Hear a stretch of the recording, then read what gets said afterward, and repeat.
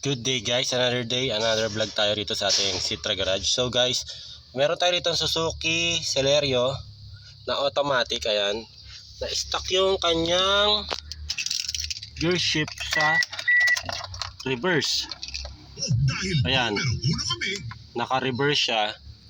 Ayan o, hindi na siya stuck na siya, nasa park siya, tapos reverse. Dahil itong kanyang gear shift bushing nasira, ayun o. Kalas. So order na ako nito, papalitan natin, pero sa ngayon para magamit lang muna, igawan ko lang ng paraan. Cable tie natin. Balikan ko kayo guys after ko magawa. So guys, pakita ko lang sa inyo yung ginawa ko rito muna na fix. So ayan, naikabit ko na yung ating pinalito ko ng DIY na bushing.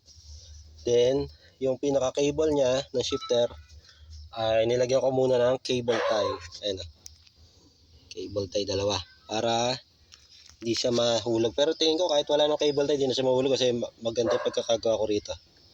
Makapal siya, parang original. So guys, try natin, pakita ko sa inyo. So ayan, naka-park siya, reverse, neutral, drive, ayan. So big span working talaga.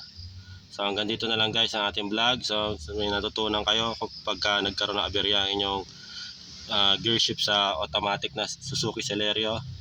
So hanggang dito na lang guys. Thank you for watching.